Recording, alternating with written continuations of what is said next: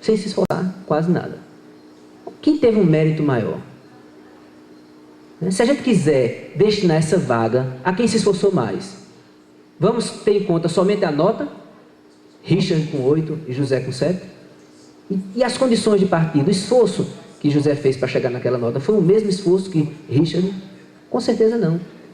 O merecimento é muito maior de José. Então eu penso que essa questão do mérito não pode ser tida como absoluta.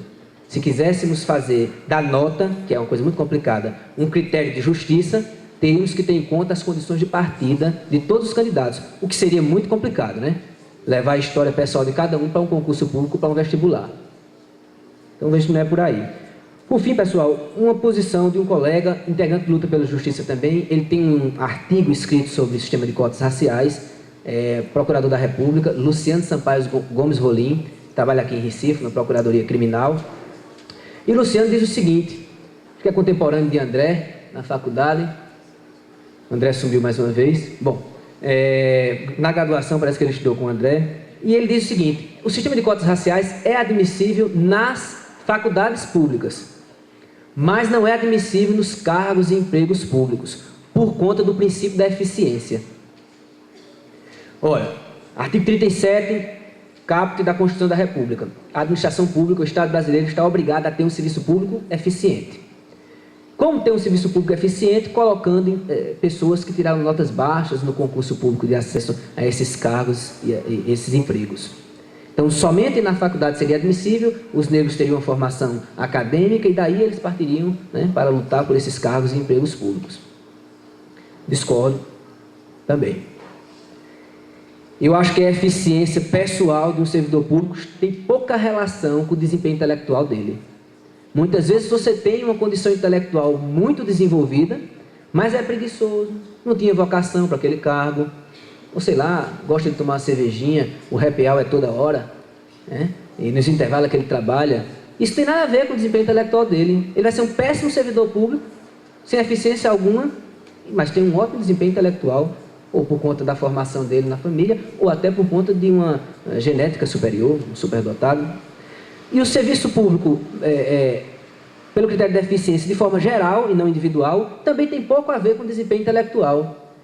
Até hoje o serviço público brasileiro pode ser considerado eficiente, e o critério é o de nota, para ingresso nos concursos públicos.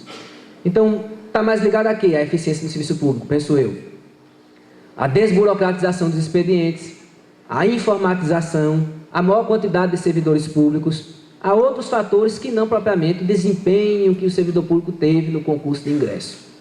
Então, sem dar o direito de contraditório ao colega Luciano, ele pode vir em outra ocasião e expor o posicionamento dele, ou então vocês acessam o artigo dele no nosso site. Eu discordo também dessa posição.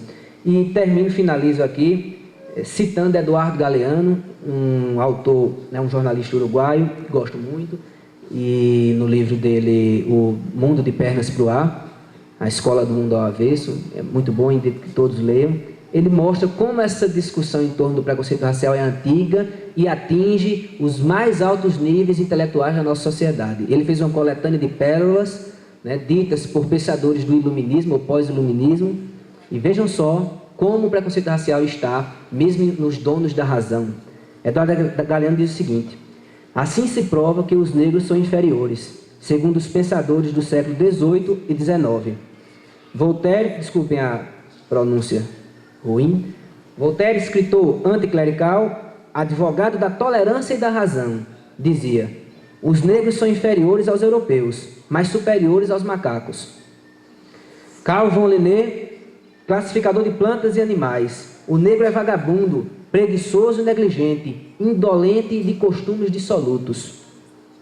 David Hume, sobre entendimento humano: o negro pode desenvolver certas habilidades próprias das pessoas, assim como o papagaio consegue articular algumas palavras. Etienne Serres, sábio em anatomia: os negros estão condenados ao primitivismo, porque tem pouca distância entre o umbigo e o pênis. Francis Galton, pai da eugenia, que é aquele método científico, né, para eliminar defeitos genéticos, que Hélio Gomes defendia muito aqui no Brasil, dizia: assim como um crocodilo jamais poderá chegar a ser uma gazela, um negro jamais poderá chegar a ser um membro da classe média. E Luiz Agassiz, eminente zoólogo: o cérebro de um negro adulto equivale ao de um feto branco de 7 meses. O desenvolvimento do cérebro é bloqueado porque o crânio do negro se fecha muito antes do que o crânio do branco.